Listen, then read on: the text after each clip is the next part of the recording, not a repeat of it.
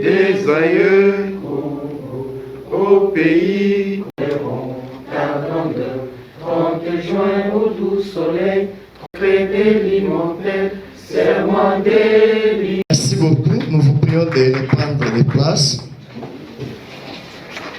La technique a ses caprices de ses caprices. Nous sommes aujourd'hui réunis dans cette Congo. Ce projet est effectué ou a été conduit sous le leadership d'abord du professeur José Banzo Zimfwesono de l'université sur la qualité plutôt que la quantité.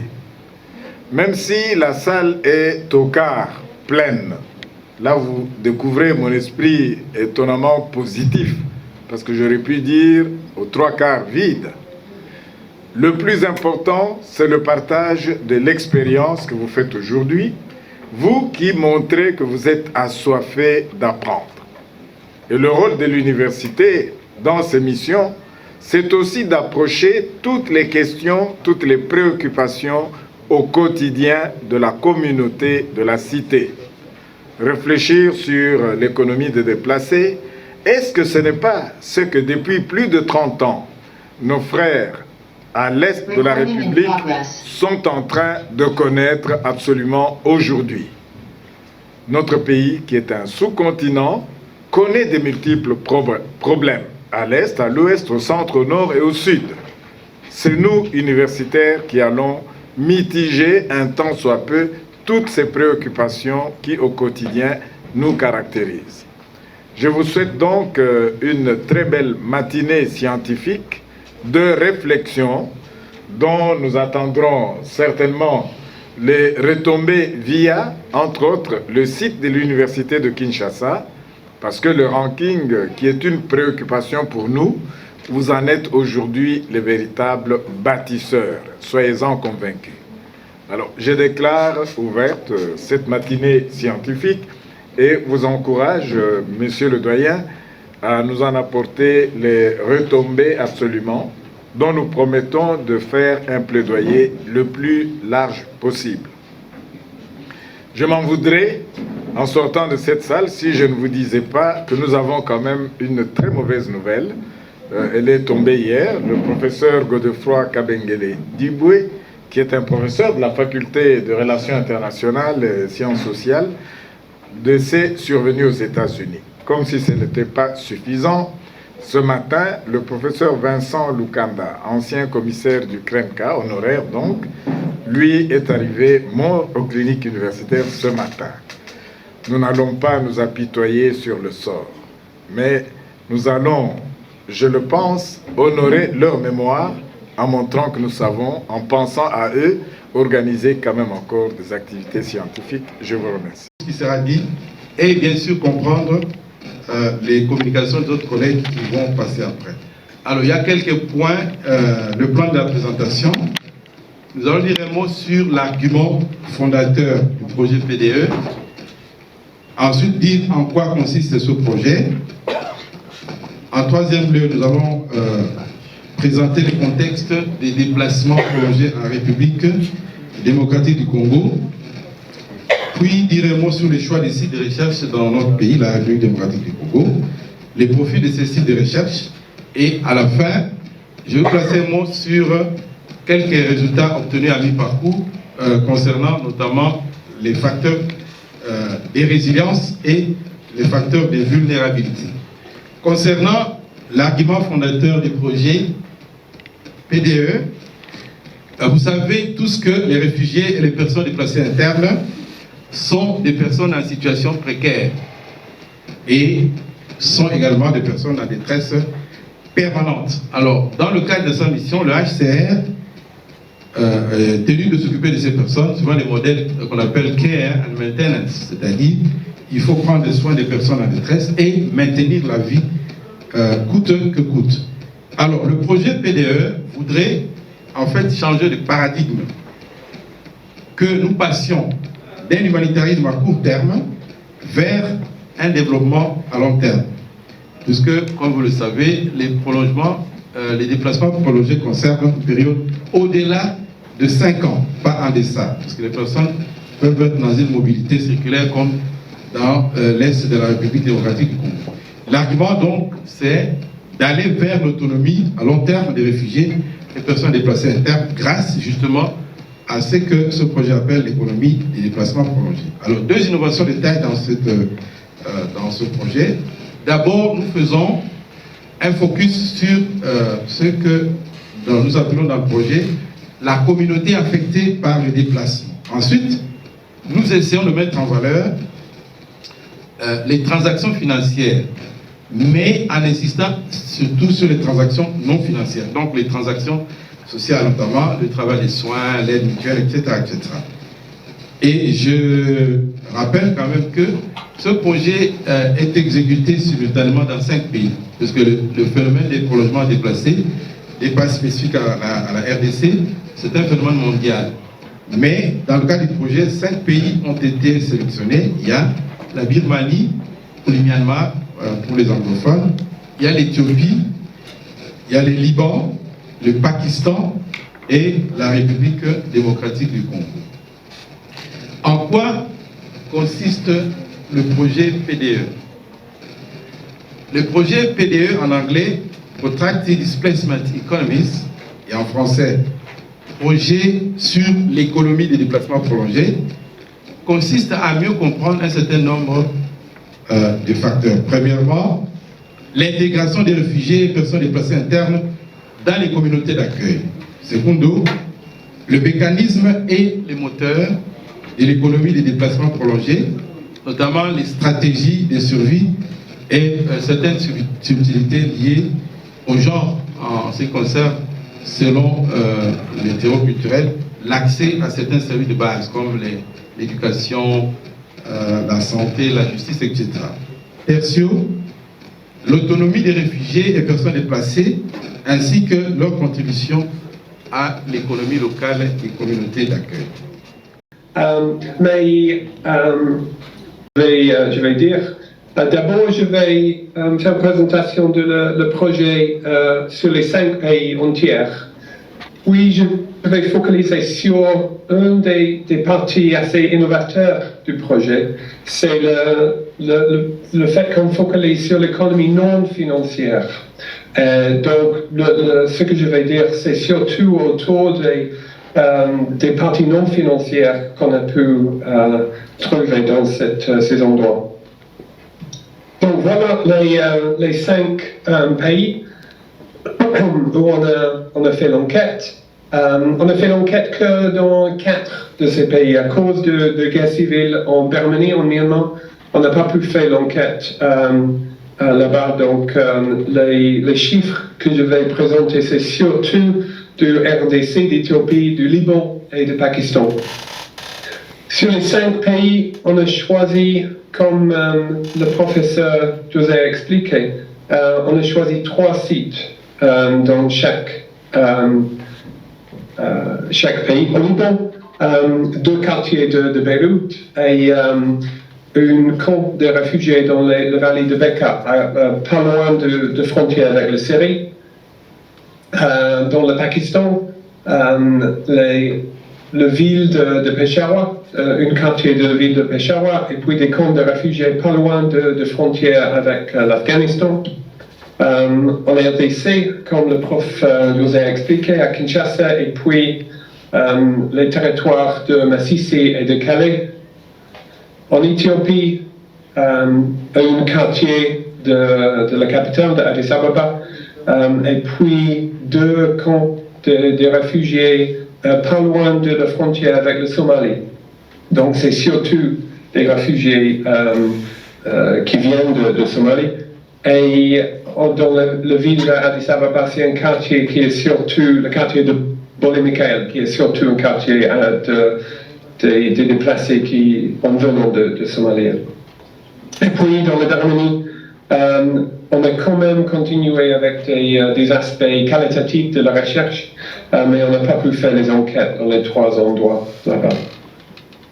Au niveau de base théorique, le prof José a commencé d'expliquer un peu. Je vais focaliser surtout sur les économies des réfugiés qui venaient des publications qui ont sorti à partir des années 80 sur les moyens de subsistance des réfugiés, des refugee livelihoods en anglais, c'était souvent appelé. À partir de là, les livres comme celui-là de Karen Jacobson sur les économies des réfugiés, The Economic Life of Refugees, qui est sorti en 2005. Amanda Hammer a fait pas mal de travail au cours des économies de déplacement. Celui-là qui est sorti en 2014.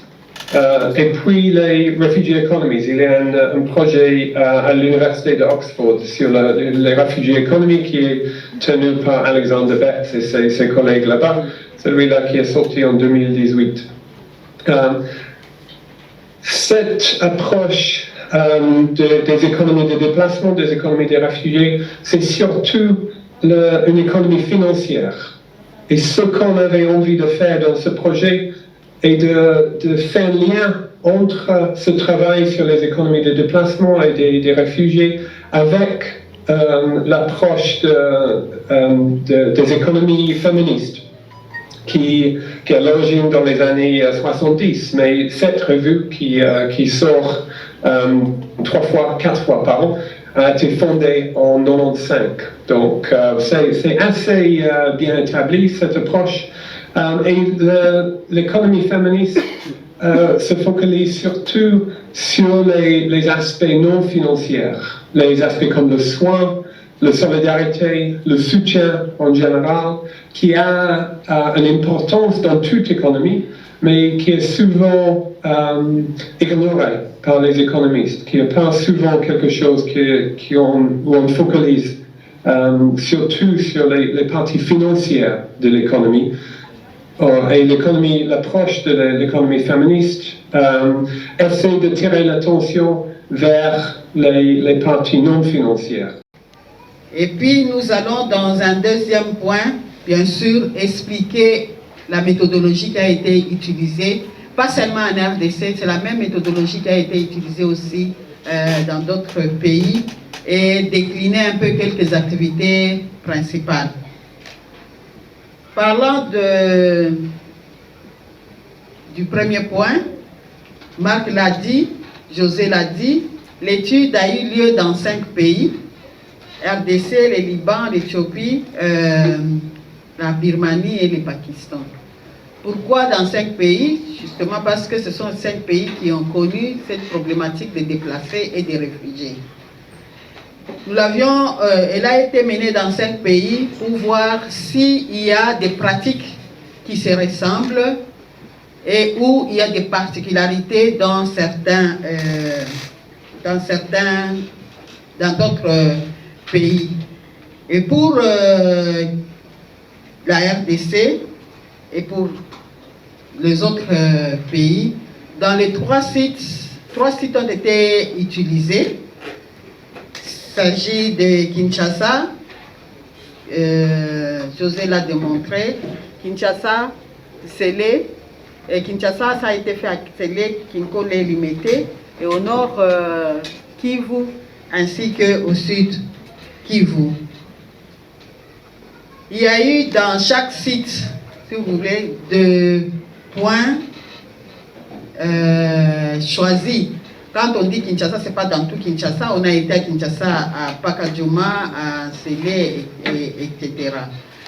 Cela nous a permis d'avoir des données qui ont été exploitées au niveau régional et de dégager des tendances. Donc, 2 démarches méthodologiques ont été utilisées. Nous avons utilisé la démarche quantitative et la démarche qualitative. Dans les quantitatives, comme c'est une étude comparative, nous avons eu un questionnaire standard, c'est-à-dire un questionnaire qui devait être utilisé dans les 5 pays et dans les différents sites, mais chaque pays a eu à adapter les questionnaires aux réalités de son pays sans trop s'écarter pour que les données collectées soient comparatives avec les données d'autres pays. Et ces données collectées par questionnaire ont été dépouillés, analysés avec l'outil Kobo Collect. C'est-à-dire qu'il y a un outil, un logiciel, Kobo Collect, qu'on a utilisé à la collecte de données, et cet outil ou ce logiciel intègre en lui des parties de collecte où on peut collecter les données, un questionnaire et des onglets pour pouvoir analyser ces différentes données. C'est ce qui a été utilisé en RDC ainsi que partout. Mais vous savez, comme c'est une étude un peu qui cumule les deux, c'est passé aussi par la démarche qualitative, ici ainsi que ailleurs. La démarche qualitative était basée sur un guide d'entretien. Au départ, le guide était standard aussi, mais nous avons eu à l'adapter aux réalités de la RDC, tout comme les autres pays aussi ont eu à adapter. Quand j'ai dit la démarche qualitative, c'est-à-dire qu'on est passé par le focus group, par les entretiens individuels et bien sûr aussi par des observations, parce que nous avons eu des enquêteurs locaux, c'est-à-dire à Massissi, nous avons recruté les enquêteurs sur place qui vivent un peu cette réalité au quotidien, et du point de vue observation, ils nous ont été très, très utiles. Ces données collectées de manière qualitative, donc par focus, par entretien auprès des cibles, ont été dépouillées dans le premier round de cette étude avec l'analyse, les Kobo Collect toujours, mais dans la suite, on dira que ces données seront dépouillées par NVivo, qui est un logiciel qualitatif qui nous aide à dépouiller les données. On ne s'est pas limité seulement à collecter les données auprès de cibles primaires, c'est-à-dire que les déplacés, les réfugiés concernés par l'étude, mais il y a eu d'autres cibles, je peux dire secondaires. Les organisations internationales et nationales qui s'occupent de ces réfugiés. C'est par exemple les HCR, les autres organisations comme Croix-Rouge sur certains sites, et mes amis qui ont été sur les sites vont un peu détailler les autres parties prenantes qui ont aussi été interrogées pour alimenter davantage les données qualitatives qu'on a eu à donner. Et de certaines institutions de microfinance. Nombreuses ONG ont eu à les exploiter, ça veut dire elles viennent prendre des données, elles viennent, c'est notamment le cas des FINCA dont nous avons eu des témoignages pour dire que à cause de leur taux d'intérêt exorbitant, mais aussi des délais relativement courts, les déplacés qui ont déjà des difficultés pour faire telle ou telle autre activité et qui arrivent à un moment à recourir à ces prêts-là pour se lancer dans des activités, notamment dans l'agriculture, le commerce, ainsi de suite, mais avec les taux d'intérêt, avec les délais, ils n'arrivent pas à rembourser et du coup, ils se voient transformés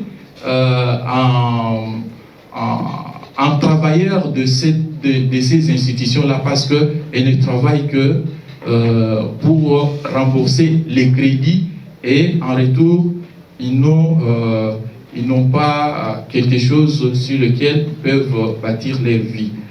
Donc, cela a conduit à ce que la plupart se lancent dans les makelemba, dans les ristournes, mais pour faire aussi les ristournes, il faut avoir une activité génératrice de revenus. C'est ainsi que très peu sont dans les Makelemba parce que ayant les minimums, mais la plupart, certains se retrouvent sans aucune activité à faire. Il y en a même qui sont logés dans les familles de personnes de bonne volonté et parfois de leurs proches et qui n'ont aucune activité à faire. Et là, même les Makelemba, ils n'arrivent pas à pouvoir le faire.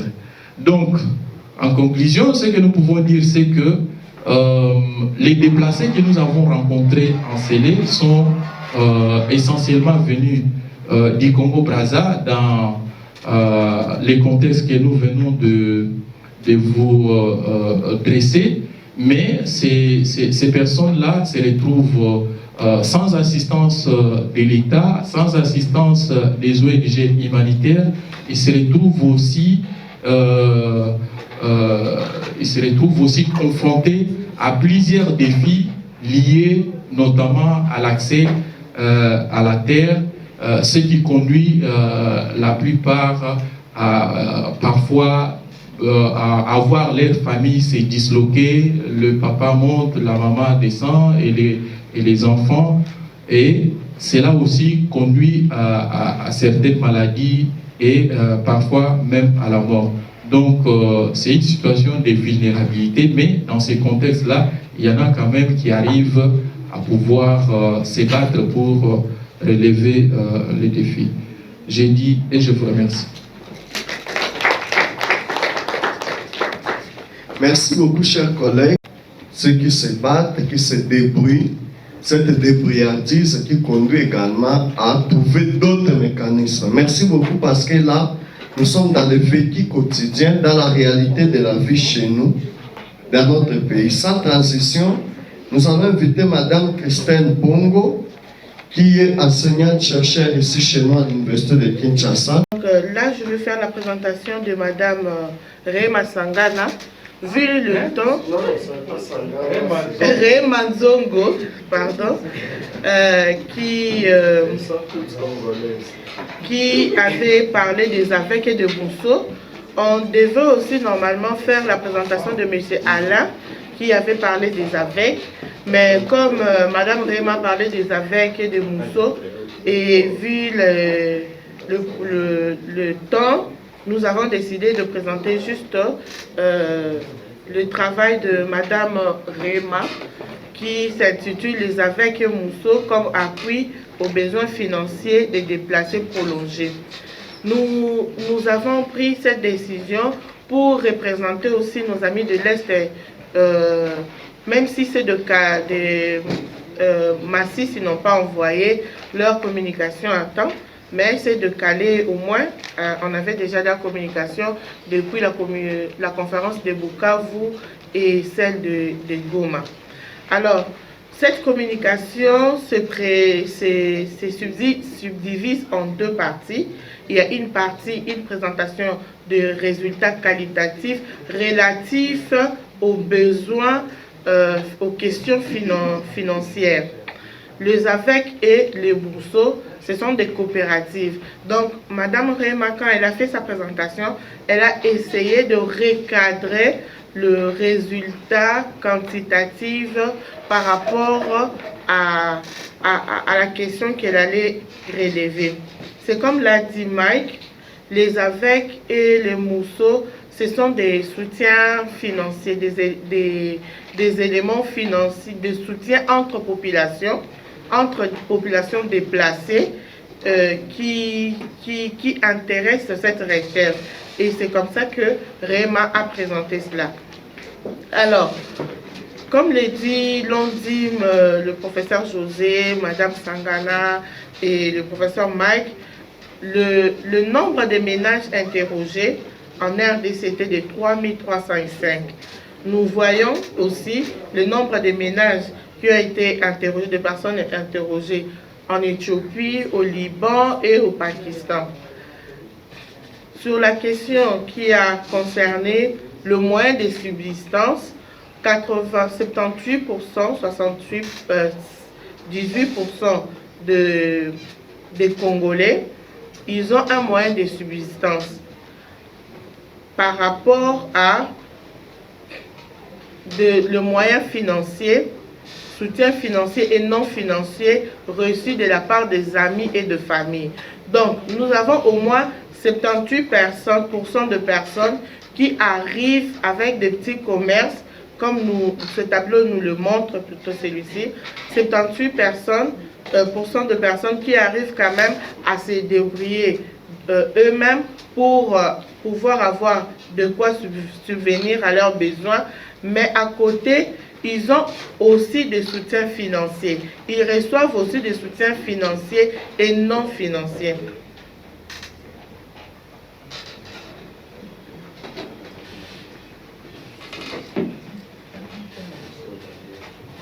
Les personnes reçoivent à la fois des soutiens financiers et non financiers. Le soutien financier qui peut venir de leur famille ou des autres personnes, des organisations non gouvernementales, des ONG, des organisations internationales qui peuvent leur donner un soutien financier, et ils ont aussi les soutiens non financiers.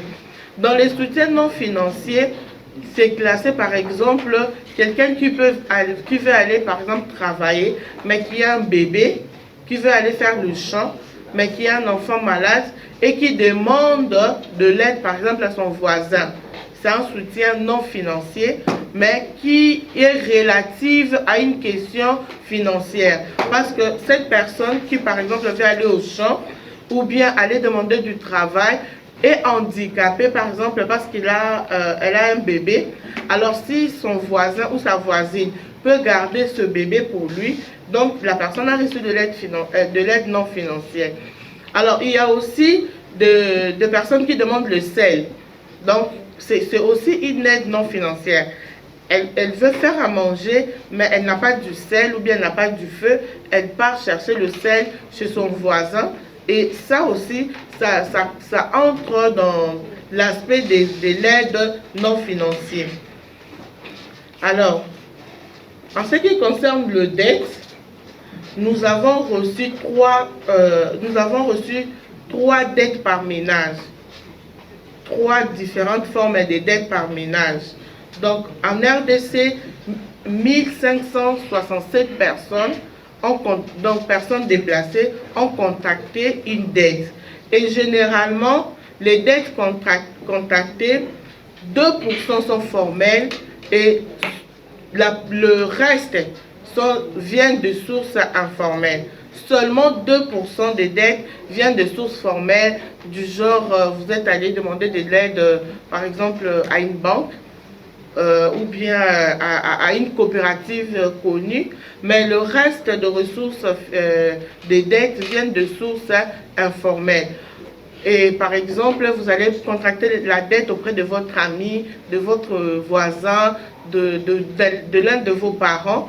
Cette dette-là n'est pas classée dans les classements formels, parce que ça se passe entre toi et une autre personne sans qu'il y ait, par exemple, comme par exemple la personne qui vient de passer à parler de Finca, les gens qui vont emprunter de l'argent auprès de Finca, ils ont par exemple à rembourser avec un intérêt.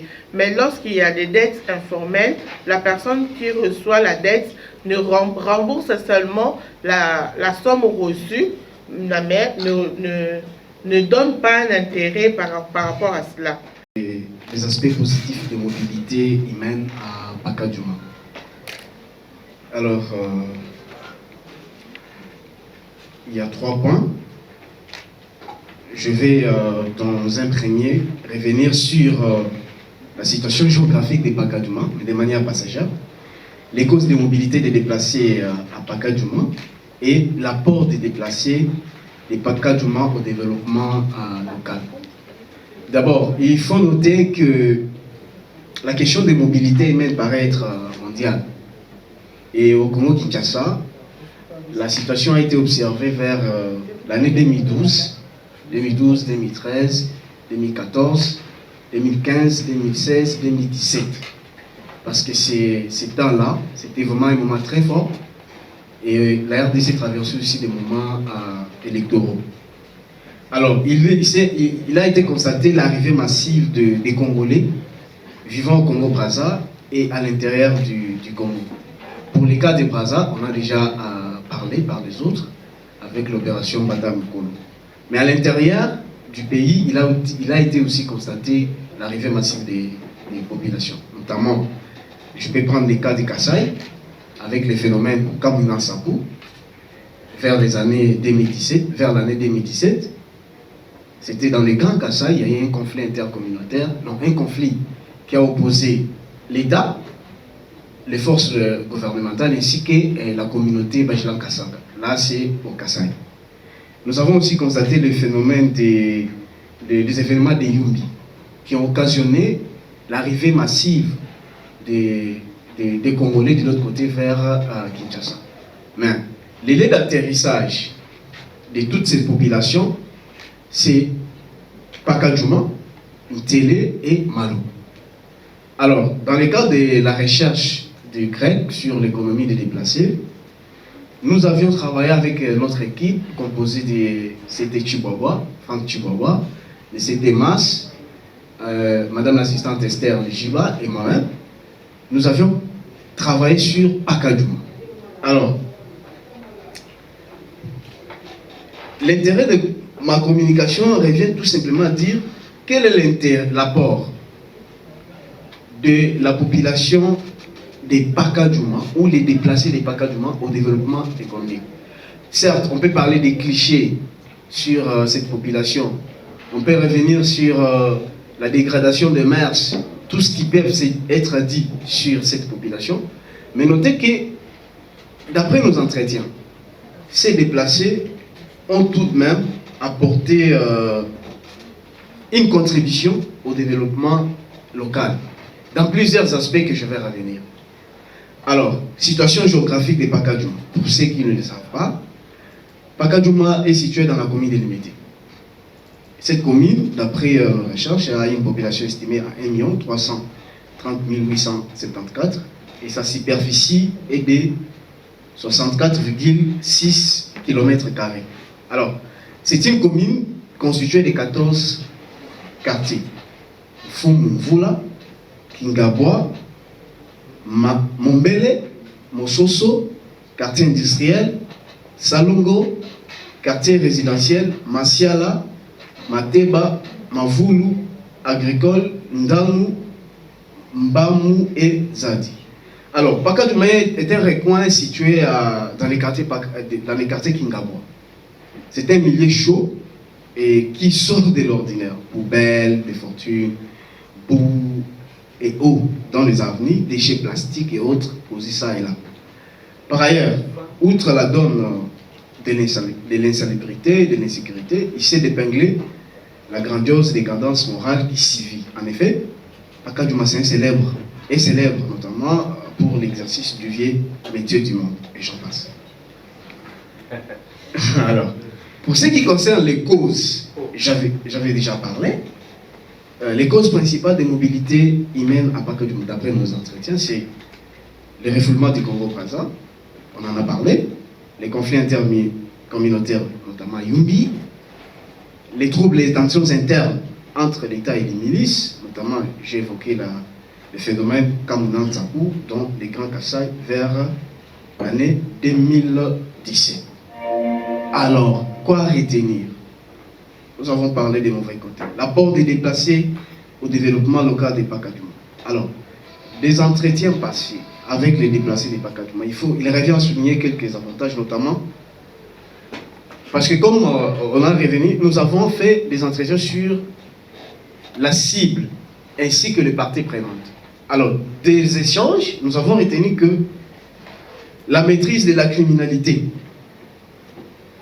d'après nos entretiens, grâce à leur présence massive, la criminalité a tout de même baissé dans les coins. Parce qu'il y avait des kidnappings, il y avait un peu de viols, tout ça. Mais vu la présence massive de déplacés, cette criminalité a baissé. Le travail a déjà annoncé. Et ça, dans le cadre de cette étude, il y a eu des sites Pakadjouma Limité et les autres ont parlé, et nous avions assumé la charte de Maluku. Il y a un petit plan devant vous, et je préfère ne pas lire. Ok. Pour l'introduction, le prédécesseur ont parlé de ces projets, de la quintessence de notre étude. En fait, depuis les années 2014, il y a eu une masse donc, de la population qui venait de Brazzaville, qui était refoulée dans des conditions vraiment inhumaines. Et ils sont rentrés au Bercail, ici en RDC, précisément à Kinshasa. Alors, le gouvernement de Congo a décidé vraiment de chasser nos compatriotes, et ils sont revenus, comme je vous ai dit, dans des conditions inhumaines. Alors, de leur retour, quand ils sont venus, ils étaient tellement nombreux qu'on ne pouvait pas, il n'y avait pas un site vraiment pour les contenir. Premièrement, on les a logés au niveau du stade 24. Et là, c'était tellement étouffant que les autorités ont décidé de partager, de créer des sites pour abriter ces gens. Alors, tel que les prédécesseurs ont dit, les sites de Maluku, de Kinkole et de Pakadjouma. Alors, la vie dans le camp où ils étaient logés n'était pas facile. N'était pas facile. Du fait que ces gens-là, ils étaient au fait expulsés. Parce qu'en écoutant leurs témoignages, il y a même ceux-là qui étaient au travail ou en train de vendre, on vous dit, vous êtes Congolais, montez dans le véhicule. Et ils sont venus même réduits, ils n'avaient même pas le temps de prendre un document ou quoi que ce soit. Ils sont venus dans ces conditions, alors ils étaient dépourvus vraiment de tout. Dans les conditions étaient vraiment dégradantes. Vous imaginez, il y a 200 ou 300 personnes dans une caserne où il n'y a pas de toilette, où il n'y a pas vraiment de bonnes conditions pour dormir. Et c'était vraiment désastreux de voir les gens qui vivaient mieux de l'autre côté, qui travaillaient, qui étaient les responsables, et venir d'une façon brutale comme ça, rester à un endroit, donc abandonner vraiment à leur tristesse. Alors, dans cette attitude, dans le camp où ils étaient logés, ils n'étaient pas abandonnés totalement. Il y a eu les soutiens. Il y a eu les soutiens. Au niveau du gouvernement, il y a des services qualifiés qui passaient, et ils ont eu le soutien vraiment qui pouvait être de première nécessité. Au-delà des services étatiques, nous avons des ONG et des confessions religieuses. Il y a des ONG qualifiées pour les réfugiés, ils passaient, leur donner des vivres, leur donner des moyens, des couvertures, des moustiquaires pour essayer un peu de s'abriter. Alors, dans le cadre de ces refoulements, dans cette masse-là de gens, il y a eu des femmes. Il y a eu plusieurs femmes qui sont venues de Brazzaville. Les femmes congolaises qui étaient parties de l'autre côté, certaines étaient mariées de l'autre côté, mais on les refoule, le mari reste, on le ramène avec ses enfants. La femme rentre avec les enfants qu'il a eu avec un monsieur de Brazzaville, et le monsieur reste là-bas, la femme rentre. Il y a eu plusieurs femmes qui étaient vraiment dans une situation désolante. Alors, il y a eu une d'entre elles qui a pris le courage d'initier les femmes dans une association qui est appelée Femmes des Valeurs. Alors, cette association est composée essentiellement de femmes déplacées de Brazzaville. Donc, c'est une association sans but lucratif. Alors, quelques femmes victimes de ces malheureux incidents, donc, ils se sont mis ensemble par l'impulsion de leur présidente-là. Elles voulaient qu'ils soient ensemble pour essayer un peu de parler de leur situation, pour essayer un peu d'échanger par rapport à leur nouveau statut, essayer un peu d'oublier les atrocités et voir comment bâtir de nouveau et créer un couloir pour passer.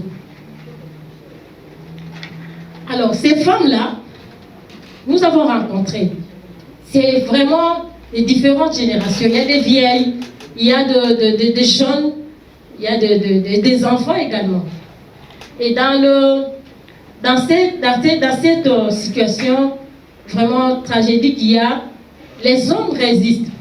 Comme je vous ai dit là, les femmes sont rentrées, il y a des femmes même, il y avait des femmes enceintes, il y avait des femmes qui allaitaient, et il y avait des femmes qui s'amènent avec les enfants sans aucun soutien, parce que le mari est resté de l'autre côté.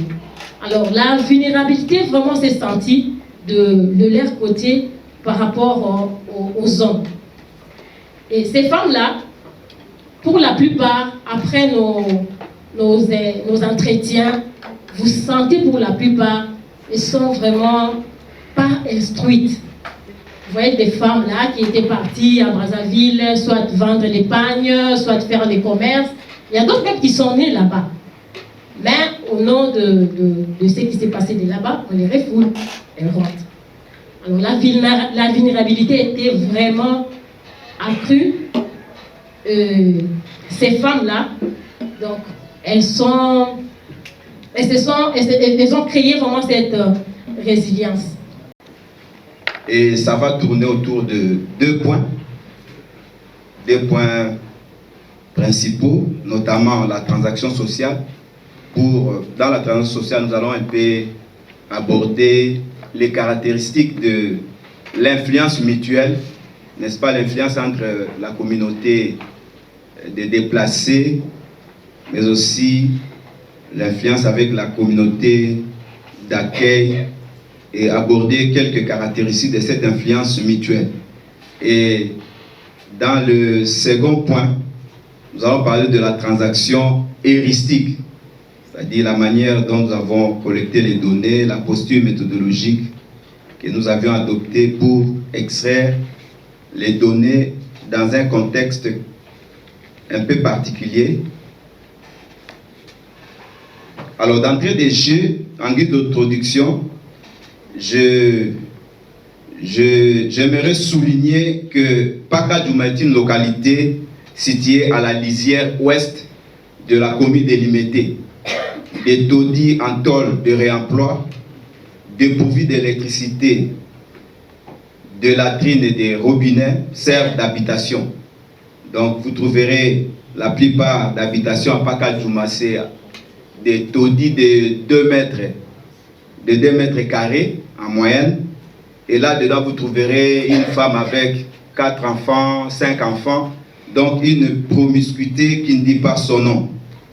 Donc pour faire, n'est-ce pas, les petits ou les grands besoins, ils les font en sachet et puis jettent, n'est-ce pas, dans la rue ou donc par-ci par-là. Donc il y a de l'insalubrité qui sévit là-bas. Alors, la population est assez compacte. Elle vit dans une promiscuité, je l'ai dit, qui n'épargne pas les bonnes mœurs. Pour comprendre et expliquer les fonctionnements sociétals à Pakajouma, après l'arrivée des expulsés congolais, c'est-à-dire la RDC du territoire du Congo-Brazzaville en 2014, et leur interaction avec les autochtones, nous nous sommes servis de la théorie de transaction sociale. C'est cette théorie qui nous permet de partager notre expérience en tant que chercheurs dans le cadre de cette grande recherche sur l'économie des déplacements prolongés. Alors, la transaction sociale désigne l'effort d'adaptation, de négociation et de résolution des conflits effectués par un individu au sein de la vie quotidienne et de la vie sociale. Il s'agit ici, comme le dit Simel, il s'agit des compromis provisoires qui permettent d'aménager la cohabitation des contraires et de réduire la tension, mais elle ressurgira tôt ou tard. Vu sous cet angle, nous pouvons, à la lumière de Simel toujours, nous pouvons souligner que la transaction sociale trouve ses fondements dans une double tradition sociologique. D'abord, celle du conflit, comme l'indique Simel, pour laquelle la vie sociale est structurée par des couples d'opposition en tension permanente.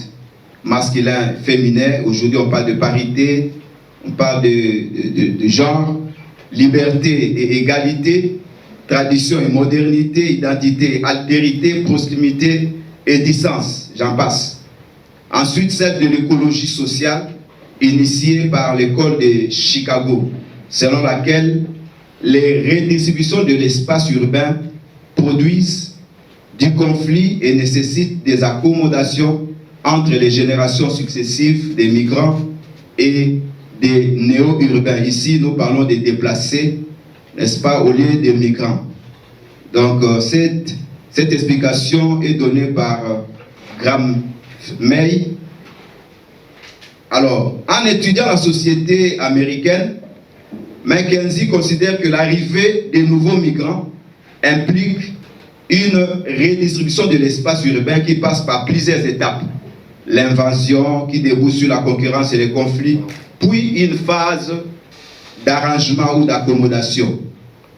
Alors, la transaction sociale est à la fois une pratique sociale et un concept scientifique. D'autres parlent de paradigme, d'autres parlent de concept, d'autres parlent de notion. Alors, en tant que pratique sociale, il y a lieu de comprendre que les déplacés de Pacadjouma avaient et ont leur manière de faire et de se comporter, d'agir ou de réagir différentes des familles d'accueil. C'est cette différence qui serait à la base des conflits entre les déplacés et les familles d'accueil, entre la communauté des déplacés et la communauté d'accueil. Il est donc question, dans cette réflexion, de relever cette différence et de saisir les efforts que les déplacés et les familles d'accueil ont fournis pour trouver une solution à leurs divergences. En tant que paradigme, ce concept nous a permis d'adopter une posture méthodologique en vue d'extraire les données sur l'économie de déplacement prolongé. Sans cette posture méthodologique, extraire les données aurait été un leurre. Concrètement, il nous a été permis, dans le cadre de cette recherche, d'observer la vie quotidienne des Congolais refoulés de Brazzaville et a envahi la localité de Pacadjouma. Je parle d'envahissement parce qu'ils se sont installés à Pacadjouma sans autorisation des autorités politico-administratives. Donc je disais, et a envahi la localité de Pacadjouma dans la commune de Limete pour saisir les ajustements par les conflits et les compromis entre les déplacés et les populations d'accueil. Comme on peut le constater, le concept de transaction sociale est exploité ici dans deux dimensions. D'abord dans une dimension d'objectiver, c'est-à-dire d'expliquer les conflits et les compromis entre les déplacés et la communauté d'accueil. Ensuite, dans une dimension factuelle, celle de la découverte de faits dans un terrain réputé conflictogène, criminogène et dépravé. D'où l'expression transaction socio-heuristique. La préoccupation fondamentale dans cette réflexion tourne autour d'un questionnement de dualisation lié, premièrement, comment au-delà de relations tendues et tumultueuses, les déplacés et la population d'accueil continuent à cohabiter ensemble. Observatoire de la gouvernance. Je voudrais formuler une préoccupation à l'endroit du professeur Bwenzolo en rapport avec la problématique des déplacés en territoire de Masisi.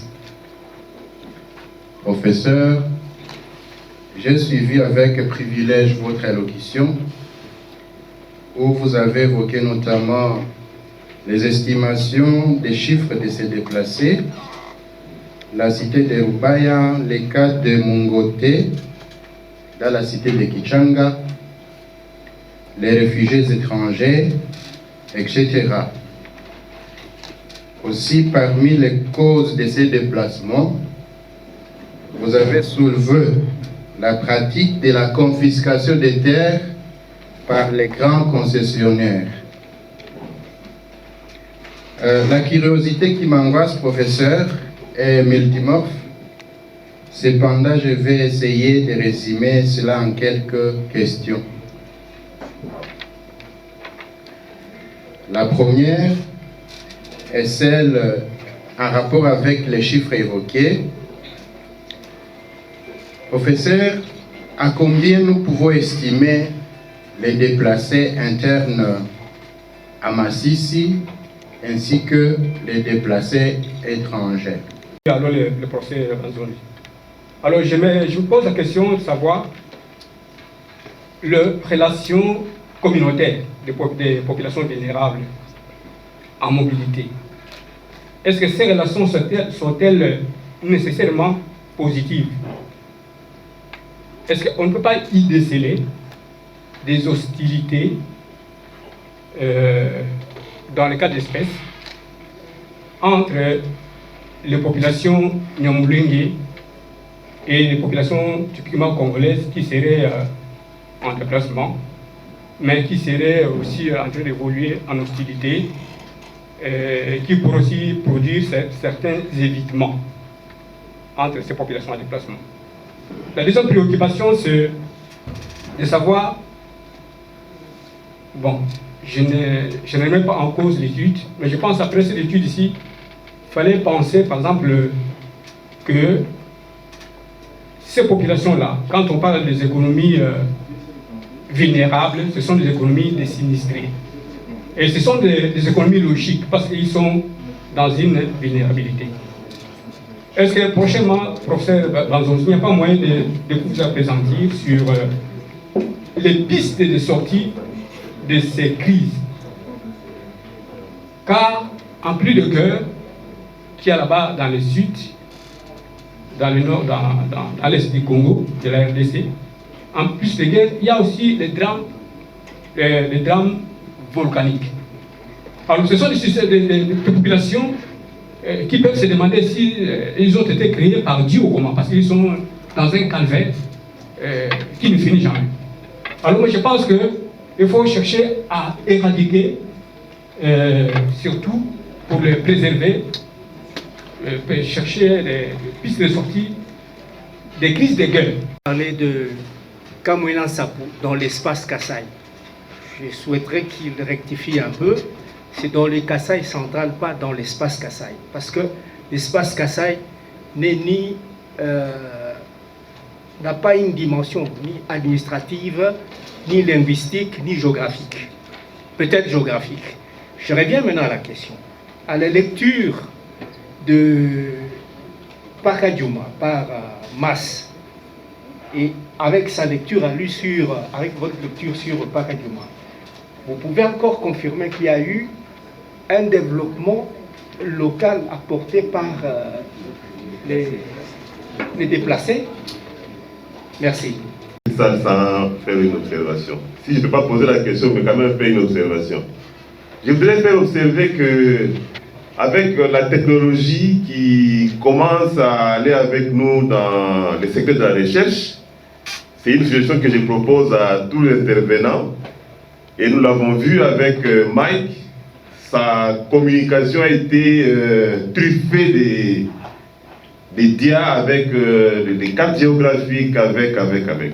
J'aurais bien voulu que Pakadjouma nous soit même proposé par une petite photo. On a entendu de Pakadjouma, mais on n'a rien vu de Pakadjouma.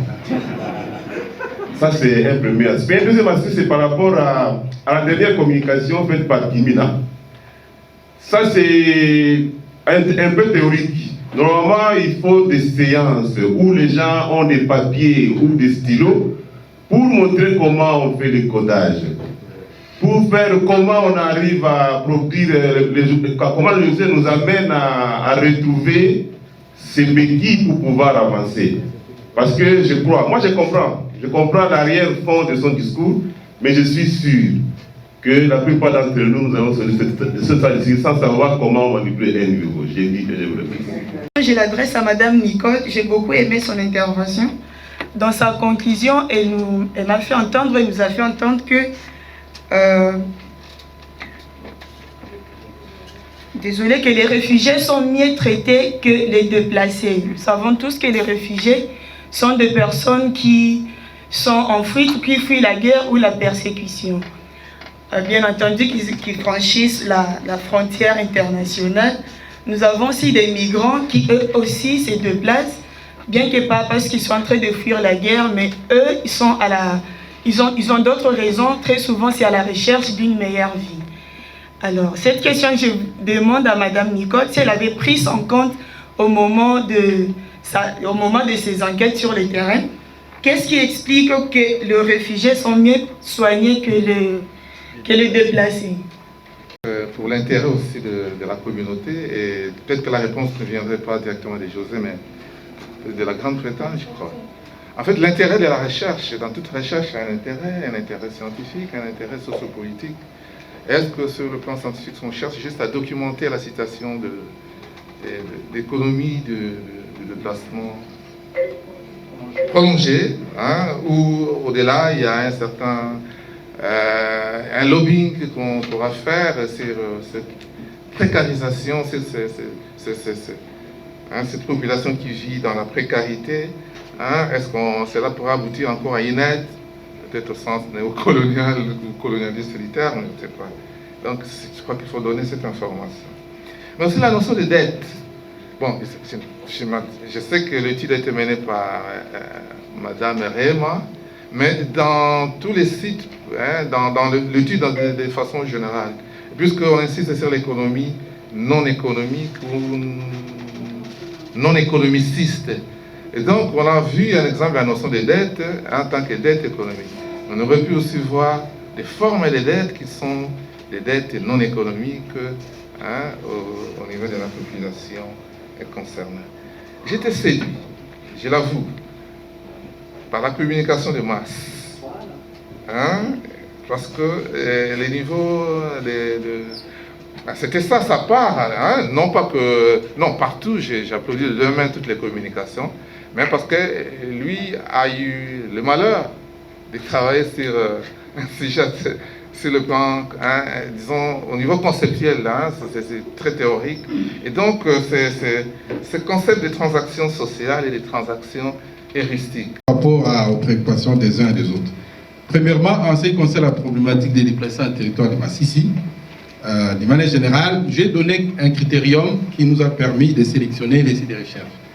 Je me souviens qu'à l'époque, en 2018, lorsqu'on était en train de monter le projet, le professeur Mike, pour se souvenir, insistait beaucoup sur la zone Béni et au-delà, au nord et tout. Et moi, par intuition, et connaissant le terrain, j'avais donc catégoriquement éliminé ces régions-là. Mais les critériums objectifs, vous avez vu, il faut une zone urbaine dans les 3 sites, zone urbaine, zone rurale, présence ou pas des camps planifiés, etc. Alors, en territoire de Massissi, vous posez plusieurs questions, je crois que c'est M. Faustin Virudois. Merci pour l'intérêt, merci pour les questions.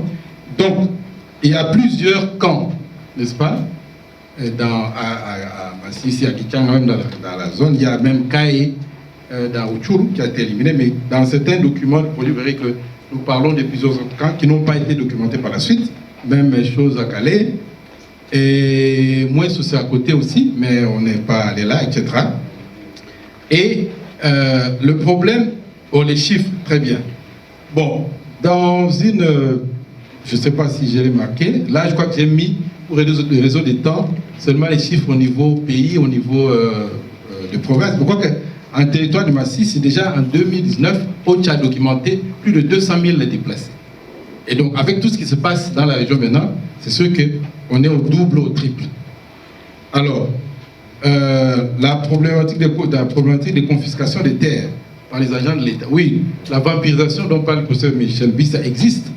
Mais comment peut-on faire pour que ceux qui détiennent les bâtons de commandement de l'État ne soient pas ceux-là même qui aliènent cela? Il faut restaurer à l'État congolais son essence étatique pour que l'État soit cet acteur social au milieu du village qui régule les rapports sociaux, qui dicte les règles du jeu et non pas des individus, des voyous qui vont se cacher dans les arcanes de l'État pour nuire aux citoyens. Donc, je n'en dirai pas plus parce qu'on a besoin, on a un problème de temps. Il y a M. Riffin qui parlait des... Bon, il a parlé des Banyamuleng, je n'aimerais pas entrer là-dedans parce que la guerre autochtone, allochtone, on n'a pas le temps. On n'aura pas le temps d'épuiser ça, mais on pourra continuer dans le couloir. Les pistes des sorties de crise, oui. dans le projet, on l'a dit, je crois, nous n'insistons pas sur les causes, n'est-ce pas? Les causes sont connues, mais je crois que pour résoudre les causes, il faut attaquer, disons quoi, pour qu'on ait des bonnes solutions, il faut attaquer les causes. Ici, nous voulons positiver les choses. Vous avez vu, nous parlons de l'économie des déplacements prolongés. En fait, nous voulons documenter des pratiques durables, hein, à côté de tout ce qui peut exister comme un point négatif. D'ailleurs, même là, si vous voyez dans les archives du projet, vous verrez qu'il y a beaucoup de pratiques dont on ne parle pas ici, même si on avait le temps. Il y a des pratiques négatives que ces personnes commettent. Je peux en citer quelques-unes. Par exemple, à Massissi, M. Bien, on parle de, vous savez, Kouchouchou Langombe. Hein, donc, Kouchouchou Langombe, c'est que parfois, des déplacés, ils s'en prennent aux fermiers et ils dépecent toute une vache en laissant seulement le squelette, etc. Bon, ce sont des choses qui existent dans les archives, on pourra les documenter plus tard. Alors, oui, les DIA, etc.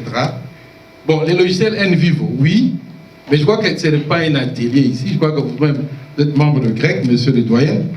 Donc ici, c'est une matinée scientifique pour donner, disons, échanger des résultats de recherche. Je crois que pour qu'on arrive à l'utilisation pratique des NVivo, ça demande des ateliers.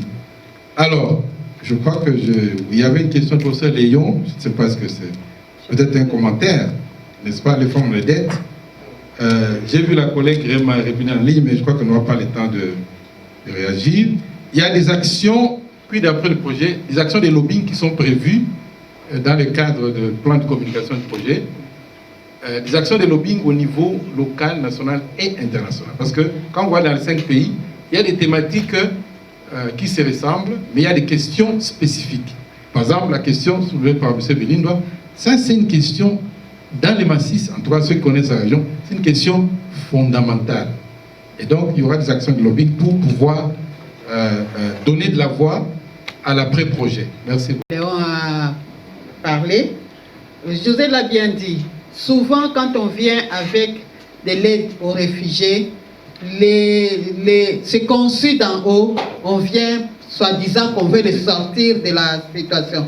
Mais le projet ici est allé sur le terrain pour voir comment le déplacer, comment les autres eux-mêmes se débrouillent pour pouvoir vivre pendant longtemps.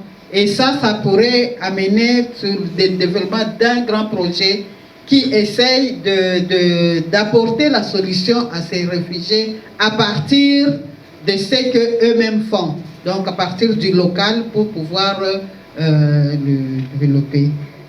Si Max n'a pas beaucoup développé sur le plan heuristique, c'est justement pas en ce qui concerne les différentes techniques, comment se comporter, peut-être par manque de temps, mais on fera un effort pour insérer ça, même sur la partie méthodologique, parce qu'on a eu toute une session de formation pour avertir les enquêteurs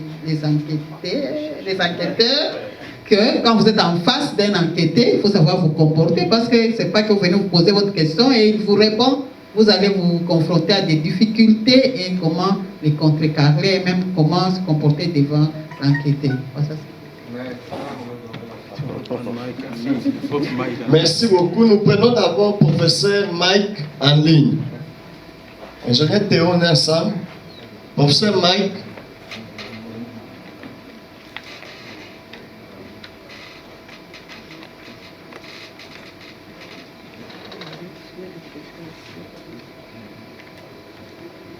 Allô Mac. Allô Mac, tu es en ligne?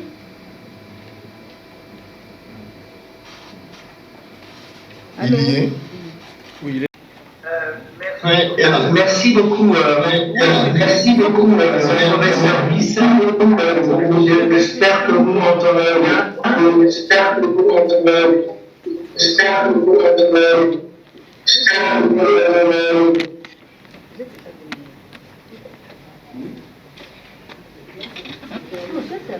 Voilà, je voulais vraiment vous remercier. Je n'ai pas pu suivre totalement les interventions. Et là, j'ai eu le même problème que vous, des interruptions. Voilà, excusez-nous de ces difficultés techniques. Mais c'était réellement un régal de vous avoir pendant cette activité scientifique échangée avec nos collègues. Lorsqu'on parle donc d'économie des déplacements prolongés en RD, en République démocratique du Congo, et que j'ai entendu des experts comme ça, je peux vous dire que pour un chercheur, c'est véritablement un bonheur, même si on traite un sujet qui est lourd, qui est tragique. J'ai eu à moi-même à visiter à Ituri quelques camps des déplacés. Je peux vous jurer qu'on n'en sort pas indemne humainement. Et que donc c'est bien qu'on ait des temps de réflexion comme ça et qu'un trafic et devenir une force d'orientation de proposition, en tout cas les résolutions à ce type de faire le constat et de voir quels sont éventuellement les voies et moyens humainement qu'on peut prendre pour en sortir. Dans la salle où vous êtes, où ils sont nos collègues, là-dedans il y a les modèles. Sur ça, je pense qu'il vous est assez clair. Et j'ai eu la lourdeur de l'apprendre peut-être il y a seulement une dizaine, une quinzaine de jours, parce que nous avions organisé une activité scientifique sur l'insécurité à l'est dans Paris, et à parler, une jeune devait intervenir. Les gens ne savaient pas qu'il avait subi des violences suite à cette guerre, et cette jeune femme avait du mal à s'exprimer devant le public. Non pas qu'il ne pouvait pas parler, mais probablement qu'il vivait dans sa chair ce dont elle parlait. Et donc le professeur Bissa avait dû intervenir pour donner un peu les arrondis, pour tenter d'expliquer tant soit peu ce que pouvait ressentir cette jeune dame. Voilà, donc un sujet lourd, mais les scientifiques, les chercheurs que nous sommes, ne devons pas porter notre regard ailleurs. Nous devons avoir le courage de regarder le problème, parce que la société nous attend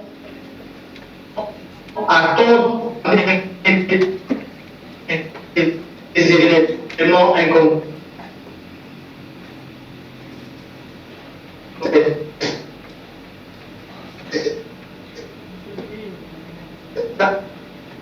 Je ne vais peut-être pas les citer tous, mais les intervenants ont été magiques. Lorsqu'on a pu avoir quelques bribes d'intervention, ça donnait vraiment envie d'être là.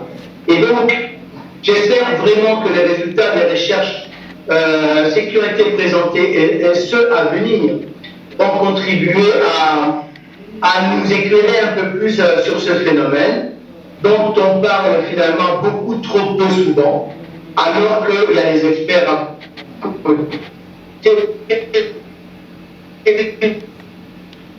que vous êtes, qui pourraient être déplacés et que la société ait un regard un peu plus objectif, un regard, j'allais dire, constructif, plutôt que de le considérer comme si c'était finalement de leur faute et qu'ils méritaient cela, alors que c'est tout sauf cela. Voilà. Et donc je remercie tous les participants dans la salle, tous les présentateurs. Je dois vraiment dire à mes collègues qui sont dans la salle, j'ai cité le professeur Bazonzi, mais je sais qu'il va le partager avec le docteur Sangana, le professeur Sangana ou les autres. Merci beaucoup, chers journalistes.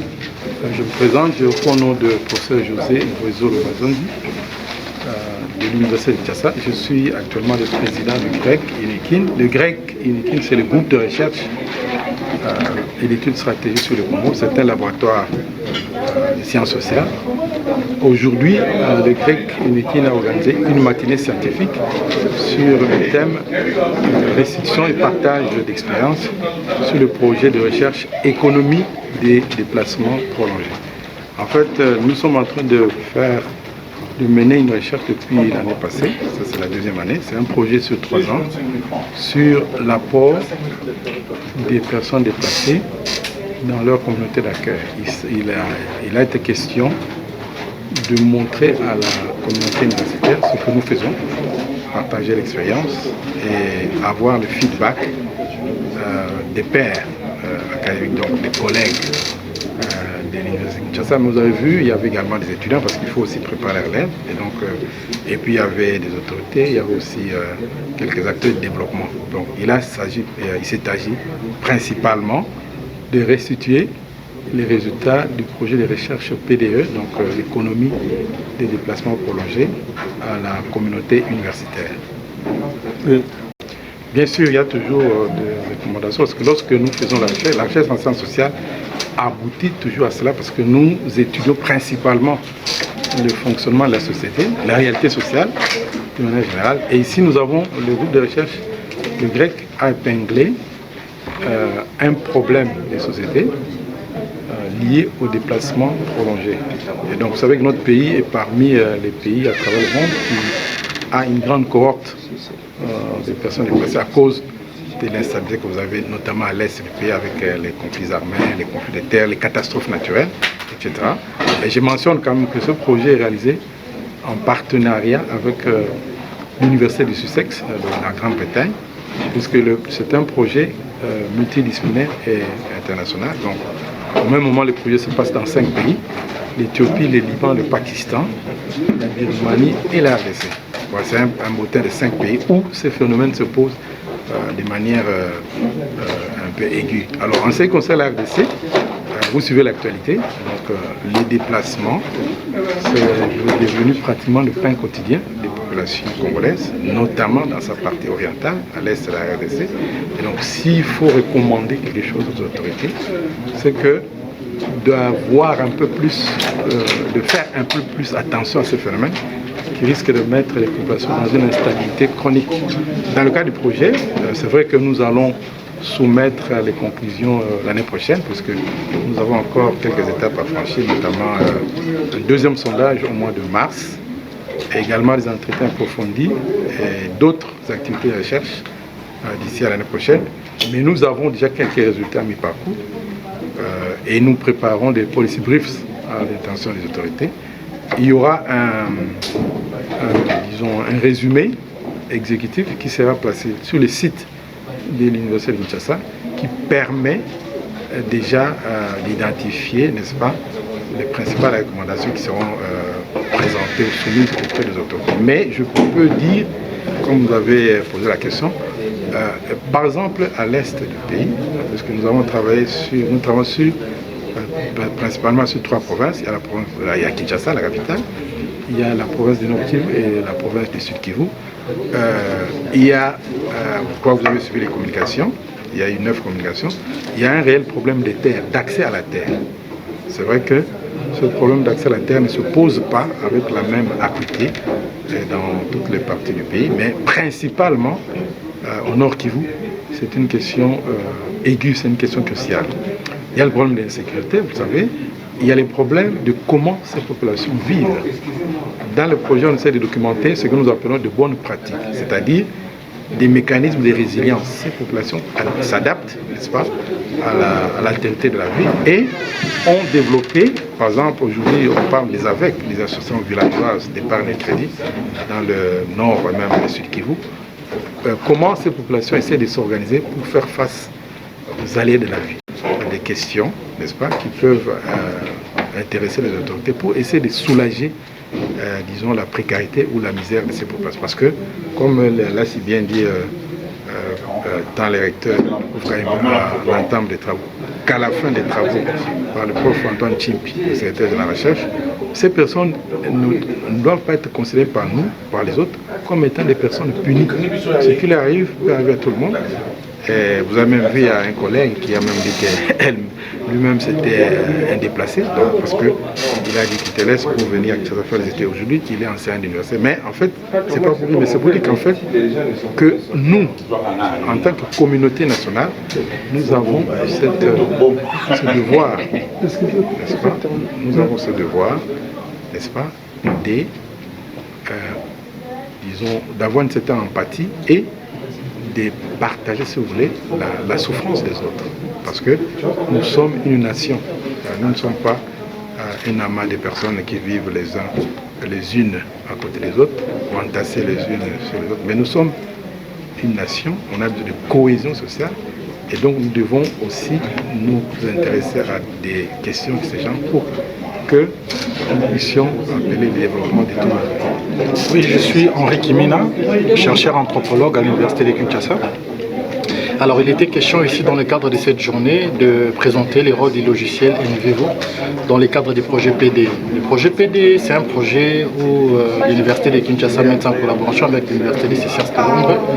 Et dans la phase d'analyse, il a une partie qui est réservée à l'analyse qualitative dans le cadre de l'étude de l'économie des personnes des déplacements prolongés, qui s'est tenue à Kinshasa, à Massissi et puis à Calais dans le site Kivu. Il était question de comprendre un peu les rôles des personnes déplacées dans les processus de développement local. Alors, afin d'analyser les données, il était important de faire écho au logiciel NVivo afin de prolonger et puis d'accélérer les processus d'encodage et puis les processus d'analyse. Je suis M. René Minana, chercheur du grec. En fait, cette matinée scientifique a été organisée pour restituer à la communauté scientifique les expériences que nous avons rencontrées sur le terrain dans le cadre du projet PDE, économie des populations et des déplacements prolongés. Et il y avait des différents sites, il y avait à l'est, Massissi, Calais, Kinshasa, Maluku, Pakadjouma, Nzélé, et les différents résultats que nous avons obtenus à mi-parcours, c'est que nous avons eu comme résultat sur le terrain. Voilà l'importance de cette matinée scientifique. C'est Madame Nicole Sambi. Je fais partie du grec et j'ai participé, sinon contribué dans ce projet de l'économie du déplacement. Alors, nous avons essayé de relever une situation de femmes. Le cas des femmes, les conditions qu'elles vivent dans les déplacements. Alors, à Maluku, où j'étais précisément, où j'ai fait ces recherches, nous avons trouvé des femmes dans une association qui s'appelle Femmes de Valeur. Ces femmes ont créé cette association et dans cette association, elles travaillent. Oui, les femmes de valeur sont les femmes déplacées, les femmes expulsées de Brazzaville. Alors, dans cette association, ces femmes essaient un peu de contourner certaines difficultés, certaines conditions malheureuses qu'elles vivent. Et dans cette association, elles s'expriment au travers la danse, le chant. Ils ont plusieurs activités qu'elles exercent. C'est une sorte de résilience à leurs conditions dégradantes. Alors nous formulons une demande auprès des autorités parce que nous voyons que dans les déplacements, les migrants, les réfugiés sont bien traités par les organismes intéressés. Alors que les déplacés internes sont laissés souvent, ou pour la plupart des cas, à leur triste sort. Nous avons le ministère des Affaires sociales, nous avons le ministère des Affaires humanitaires. Je pense que le gouvernement doit renforcer vraiment les capacités dans ces ministères, doit renforcer le financement afin que nos frères et sœurs congolais qui connaissent des situations comme le cas des déplacés de Brazzaville ou les expulsés de Brazzaville puissent être à l'aise et se sentir à l'aise dans leur propre pays. Telles sont les petites recommandations que nous faisons auprès des autorités. Merci.